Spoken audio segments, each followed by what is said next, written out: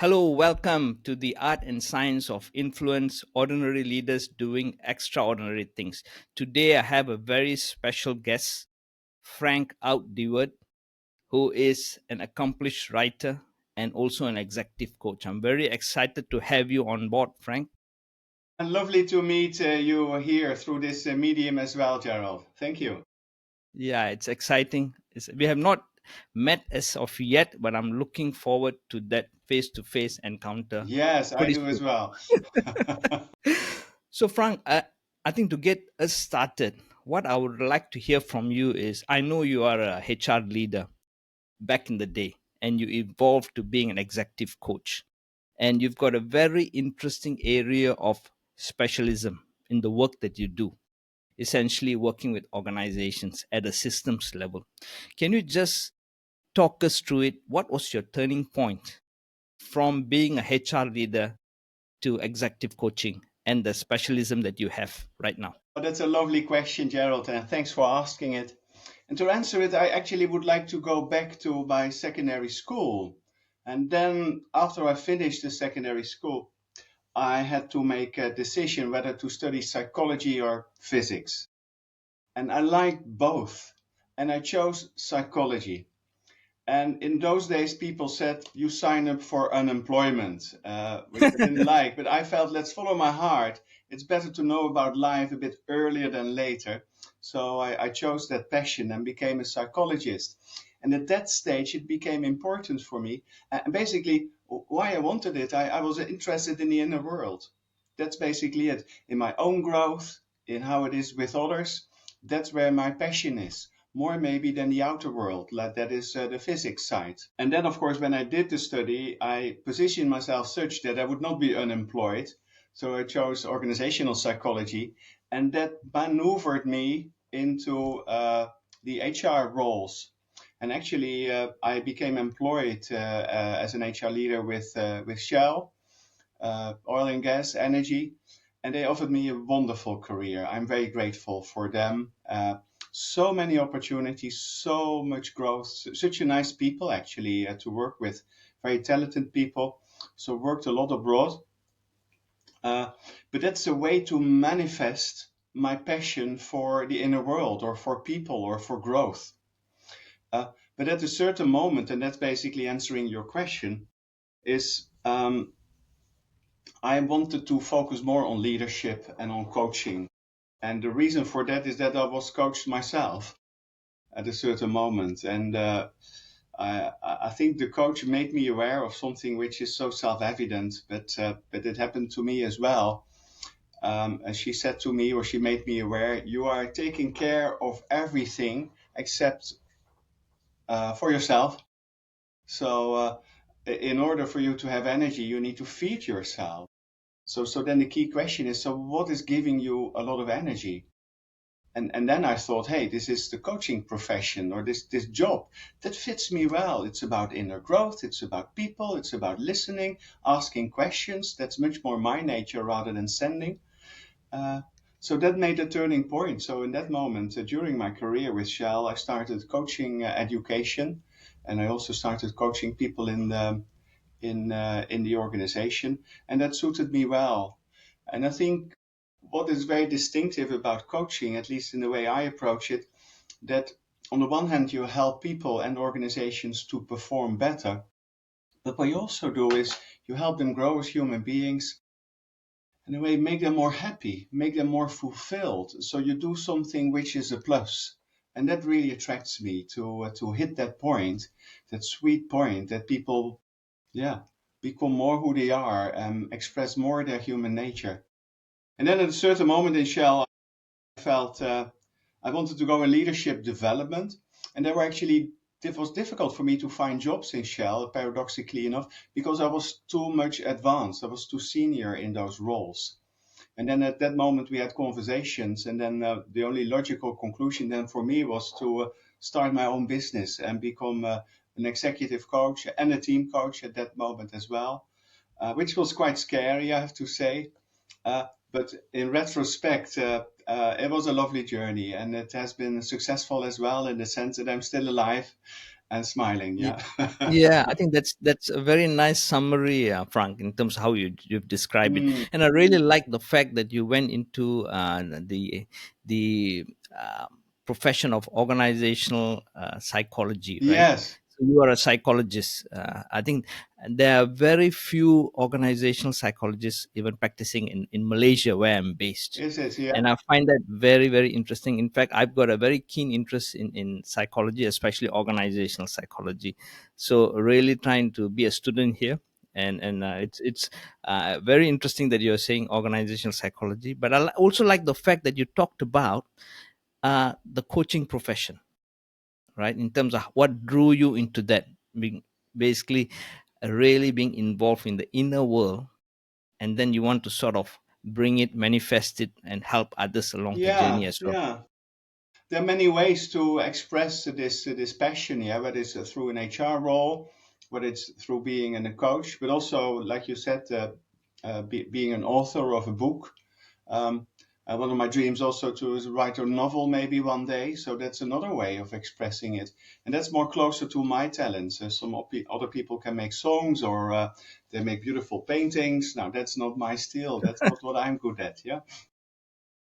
Right. Frank, I would really like to talk about your book, Systems Inspired Leadership. Now, I've read parts of it, and it consumes me. I haven't finished it, I have to confess, because I'm stuck in certain areas which is exciting me. I'm It's trying to see also how a I can bit a put it into book that practice. you can go from one end to the other. Yeah. Back and forth, exactly. And could you share with us a little bit on what does it mean to be a coach working at an organizational level, working with systems and Yeah. relationship intelligence? Yeah. And let's say you talk about my book, but it's a book that I co-authored with Marita Frijon. Marita is a South African living in the US, and she actually is one of the co-founders of an approach that is called organization and relationship systems coaching, ORSC. She founded that together with Faith Fuller. And it was an honor for me to work with her on this particular book and this approach, because that was what she, with her partner, uh, manifested. And what is very typical about this approach is that it's really systemic. So that means that you much more look at the connections between the parts than focusing on the parts itself. And uh, so it's very much more a relationship approach rather than, let's say, a task driven or uh, uh, let's say, an analytical approach. And that's also important, right? Let me be clear around that.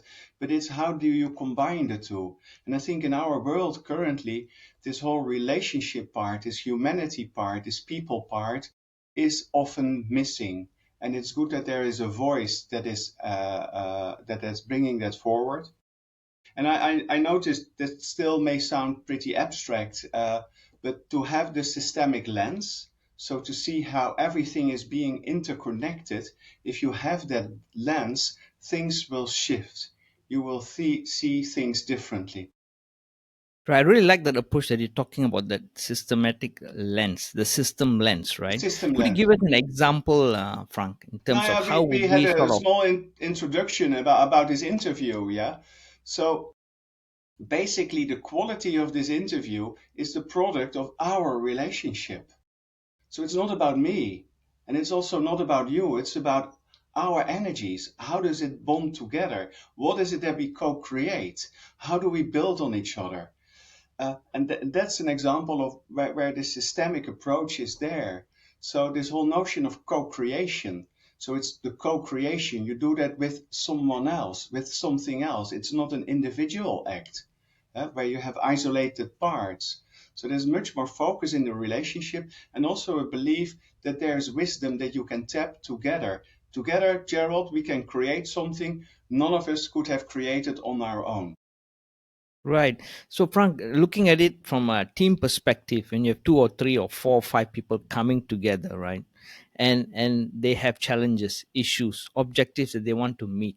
So, what you're just describing is there is a voice of the system that we need to hear, right? Yeah, so what you see often with teams, I think most people are probably familiar with the five dysfunctions of a team of Patrick Lancioni. Huh? So there's these Yes. five things, and it starts with trust, and then with conflict. So lack of trust, lack of conflict, and it's true that there are the basic issues for people. And what I notice in teams is there is often a real challenge to have conflict together, to have tension together, because people feel that may destroy the relationship, that may be bad for the results. And of course, underneath having good conflict is trust, yeah, that you can really speak your truth. And the core of the systemic approach that we adopt or we advocate for, and that's in systems inspired leadership, is that every voice of the system is worth listening to. So there's really an invitation to create a space where everyone can tell his or her truth. And it sounds so easy, but it's not. Because if you feel judged or if you feel it's not safe, you will not put that information on the table. And I think the rationale is very easy and clear. The more information you have on the table, the better decisions you can take. I would even put it, the more rational decisions you can take. Uh, Yep, I think Frank, you're just yeah, touching on something quite interesting, yeah, and this is the issue of psychological safety, right? yeah, I think we hear about that pretty often nowadays, yeah, and sometimes the onus falls on the leader to create the psychological safety, and this is one something that I've been thinking about quite deeply as well. Where does the onus actually lie? Does it belong to the system, or is it vested with any one individual to create that safety, right? Because sometimes the blame or the gun seems to be pointed at the leader and say there's no psychological safety here, you need to do something about it. But where does the work actually start? yeah. Lovely. And here you see there's not a single answer, yeah? So I personally think the leader has a big point there, but that's again co-created. But you see a leader is probably is a leader in the team is nested in a bigger organization. So you can create a lot of safety within your team, but if the environment, your organization is not safe, there will be, because it's interdependent, there will also be repercussions. So it's much more interconnected in that sense. And in that sense, it's both a very collective effort and it's individual effort. And I think in particular for leaders, in particular leaders in senior positions, it's something that should be one of their biggest priorities. Right. So what's your advice in that sense when working with teams, right? And the leader is aware there is an issue around psychological safety, because an engagement survey would be calling that out, and there would be a lot of noises in the environment that um, Yes, yes. Yeah, and yeah. often it has to do with the leader, yeah. So, and if it's not safe, and you say, "Hey, what makes it not safe?" You're not inclined to talk about it. So it's a very delicate thing. I think to move from non-safety to safety is a big step. In a context that in any organization, it never will be 100% safe. That's also true. And safety needs to be created moment by moment by moment. Yeah. So it's not that there's an endpoint. um, but let's say in the systems inspired leadership approach and in the organization relationship systems coaching approach, there are not many rules. But there's one rule that is very prominent, which is the systems rule: everyone is right partially. Wow, I love that. Love that, Frank. Yeah, yeah. What do you love about that, Gerald? I think the way it comes across, it is so non-judgmental, Yeah, and it has an element of truthfulness to it. It needs to be heard, right? And it's about everyone coming together to see yeah. the other's perspective. That was what is very beautiful about it. Yeah, and I think that it's only four words, and if you could live it things would change? Can you really step into it? Can you step in others' shoes and understand that what they bring forward is completely logical given where they are, given their background, given their education, given their experiences, whatever. So that information has truth in it. And if you can start working like that and put that as a premise forward and also behave accordingly, safety will be created. And let me add a couple of things. Um, I think in terms of for a leader, that there are two easy rules that can be helpful in that respect. So if you have a business issue to address, then speak last. So you want to hear from everyone and do it systematically or structurally. Everyone, listen to everyone, not who has a point of view, because then you may deprive the more introverted people. So go last, because the moment you bring in your point of view, you contaminate the views of others. And the second rule is if it's about vulnerability, the things that are difficult, go first. So if there's a question, so what's the something you found difficult in the past quarter, or something that was really challenging for you, go first. And that will help already a lot in creating psychological safety. Well, I think that is fantastic, Frank. I think what you just mentioned, go last and go first, and That's knowing it, when very to do easy. Yeah. either one. Very simple to create psychological safety. Wow, it's excellent. Can I make That's one more yeah. point? Because I always have a feeling if I talk about systems inspired leadership that people think it's the same as consensus. That is very different. Systems inspired leadership means getting all the information on the table, and then how to create alignment, how to make a decision is a different question. And you have various modalities for that. It can be through consensus, but it can also be the leader who says, having heard everyone and taking into account all points of views, my decision is this for these and these reasons. And that's perfectly okay. So don't mix up this approach with consensus. Excellent. Thank you for that insight, Frank. It really resonates with me. And I think it's a new and a novel approach and something that we can put into practice quite easily, It's probably yeah. with some nudge, right? Now the thing about systems inspired leadership, it it is both easy and it can be more sophisticated. Yeah. So the tools, the approaches that we have are reasonably foolproof. So they are easy, they're steps. But then the more you do it, the deeper you get, you will find new layers and new depths. And then you will grow as a person as well. I think there's a really a magic in the doing here. By doing this, you will also change as a person and start seeing things differently. And that's what I loved about Orsk and the magic that Marita and Faith created together in offering this course. Right, Frank. The other thing I wanted to talk to you about is on the executive coaching sort of practice. We have many executive coaches in the marketplace, especially in Malaysia, right? Many coaching schools out there, and we have many people graduating as coaches, many of them working with organizations, all right? So, what's your best advice for executive coaches who want to make an impact at an Yeah. organizational level, working with leaders or even the C suite? What's your best advice in order for them to gear themselves up and to think differently? My advice would be is to take your own medicine. Yeah. So I think for a coach, it's really important to know yourself. That's the starting point. So that also means that you become clearer on what are you good at, what is resonating within you, what is it ultimately. If you listen close deeply to what life in you wants, can you really listen to it and then say, what does life want from me? What is my legacy? What do I need to leave behind? Not because I want it, because life wants it. You see, it's a very systemic approach. Something like a life purpose is being given to you. It's not that you create or define it. So the moment you have that, it becomes very clear what is your niche or what is it for you to do? What is your target organization?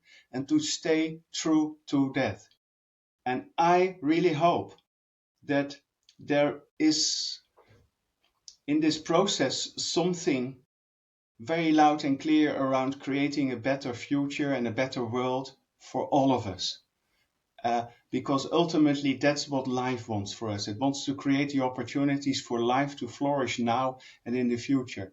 And if coaches can connect with that, bring that space, that beingness, that holding space, then I'm sure it will impact the leaders as they do their job, but also do this additional piece that I spoke about before in terms of inspiring them to become a better human being and really in a fulfilling way create a better future and a better world for everyone. It seems very all encompassing, Frank, in terms of how you're describing it. It looks very challenging and look like it's a very audacious goal, right? Oh, And and and this is if you follow nature, if you follow life, it's not difficult. This is not if that's the thing I would say that I have learned from life and from psychology, etc. If you listen to the forces inside you, uh, if you really follow that, then this is not such a difficult thing. it Simply should be doing it. relatively easy, what you're saying, right? So if you want to work at an organization level, first you need to dig deep, find who you are, Yes. what you are, Yeah. what is it that you want to bring to the organization at that human level of experience, right? And then you will find that connection coming through. Yeah, and in my particular career, I become this HR leader. By the way, I also worked 2 years in Malaysia. I loved it, your country. My God, what a good time I had. But you see, for my growth, it was really important to expose myself to the external world, given that I was so internally focused. So there are many paths to go, but this was all a necessary step for me to become who I am right now. Everyone has its unique step, but listen to who you are, what resonates within you, and trust life. Life is intelligent. 3.8 billion years of evolution. That's what we're building up. Life is intelligent. Trust it. Well, thank you, Frank. I really appreciate this conversation that we've had. You've dug pretty deep on systems inspired leadership. You Mm, touched a little bit on what it takes to create psychological safety in organization. I still remember the two rules that you talked about: go last and go first. But knowing when to do either one, that's the most crucial that's factor, it. right? Yeah. Yeah. Frank, I look forward to continue these conversations in the area of systems inspired leadership because this is one area I'm pretty excited about. And to bring your insights and your expertise to people around Malaysia and Singapore, or even Korea, perhaps. We've got some friends over there as well. And thank you, Frank. It has been a pleasure talking with you. And thank you so much, Gerald, for creating this space together and lovely where we are. And maybe we went deep, but also know this stuff is very practical and is impactful and very helpful for any leader. And it would be lovely if together we can create something that will enable people to get a taste of it and start using it themselves. Here you go, guys. Frank Uit de Weerd talking about systems inspired leadership and how executive coaches can bring their uniqueness into the marketplace. Let's go ahead and make a ruckus.